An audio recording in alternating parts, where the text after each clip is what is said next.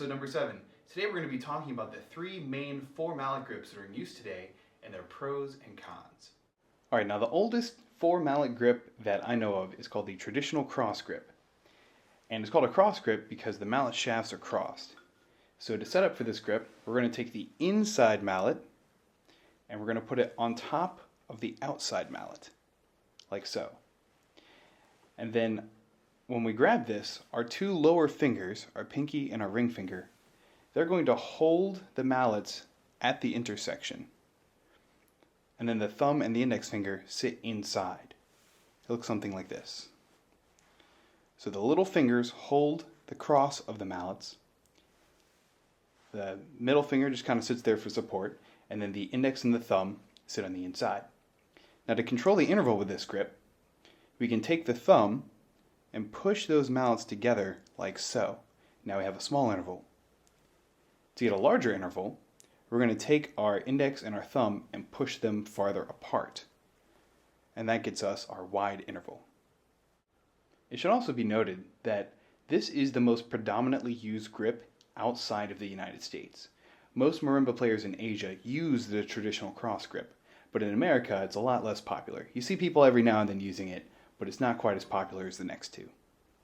Okay, the next kind of grip is called the Burton grip. It was invented by the vibraphonist Gary Burton, and in this grip is a little different than the other one in that the outside mallet is on top of the inside mallet. Okay, it's the opposite of the traditional cross grip. Now when we grab this, our index finger is going to go in between the mallet shafts, but for the base position, our thumb is not. Our thumb is going to stay on the outside. And on the underside, it looks something like this, where your 2 middle fingers are going to be touching this mallet right here, and then the pinky finger is going to be around this mallet over here. Now another way you can think about this is you hold one mallet like you normally would, and then you take this other guy and you stick it in between your middle finger and your index finger. Right there. And it is in between the other mallet and your palm. Outside over inside. So it looks like that. Now to get a small interval, it's very similar to the traditional cross grip in that the index finger comes up, the thumb pushes the mallet over. And if you notice, now my pinky's outside of both of the mallets, whereas before the pinky was inside, now the pinky goes outside. Now to get a large interval change, you're going to take your fingers and you're going to pull down with the index finger like this and out with the pinky and the ring finger like that. Your thumb doesn't do a whole lot. It's mainly with the fingers, and it's this teeter-totter motion. Now the thumb can come in for support when needed, and for really large intervals, you can take the index finger and push that over there, but then the grip kind of gets really weak. It's not used too often. Okay, now the third grip we're going to talk about today is called the Stevens grip, or the Musser-Stevens grip. And in this grip, it's called an independent grip because the mallet shafts aren't going to cross like in the last 2. One mallet is going to be held with your pinky and your ring finger, like so. And the other mallet is going to be held with your other 3 fingers. It's going to touch the palm of the hand, the middle finger is going to contact it right there, and then it's going to rest on the index finger and the thumb. Now we're going to have a lot more detailed videos on all these things later. This is just kind of a brief overview. But the important thing is the mallets are not touching. They're not crossing right now. Now to get a smaller interval here, we're going to take our index finger and our thumb and just move the mallet shaft over there. Larger interval is considerably more complicated. What's going to happen is we're going to roll the mallet to the outside, and it's going to come to the base of the middle finger over here. So it kind of moves along the outside to the base of the middle finger by pushing it up and over.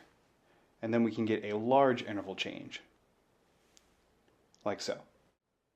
And each one of these grips are different, so we're going to evaluate them on how well they do the following. We have double vertical strokes, which is where your mallets strike. Both mallets go down at the same time, they come back up. We have your single independent stroke, which is where one mallet is striking and the other is not.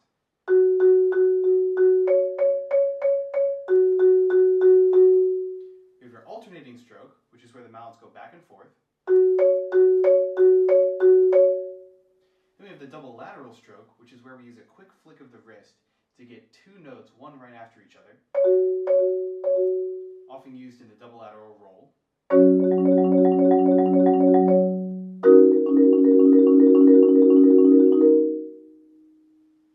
Then we have the one-handed roll.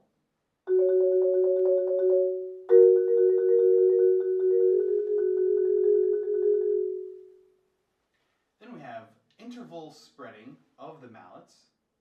How easy and fast is it to spread the interval apart? But we also have hand spreading. How easy is it to spread out the hands to a wide distance? Then we have power. How easy is it to get a lot of power out of the instrument, a lot of volume?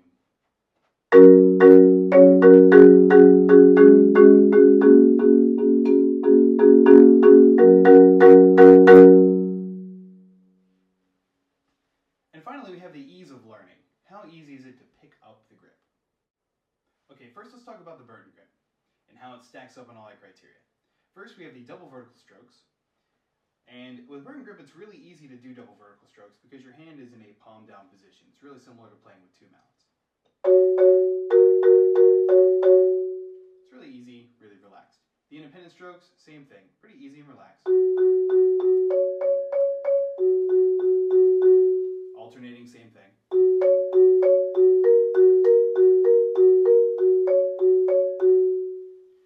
But when it comes to the double lateral strokes, one right after the other, that's when this grip shows its weakness. It's all right doing it at a wide interval spread. But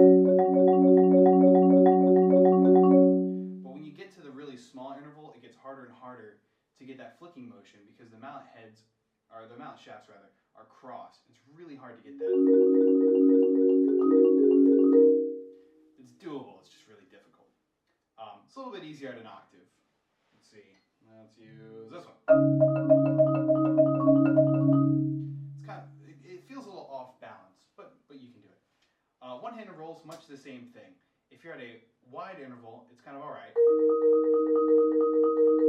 But when you get to the smaller and smaller intervals, it just gets really kind of awkward feeling. But it's doable, whatever. Now, interval spreading with the mallets is pretty quick with a Burton grip. You can get from a small interval to a big interval really, really fast. And that's because your fingers just kind of move this mallet over and that's all she wrote.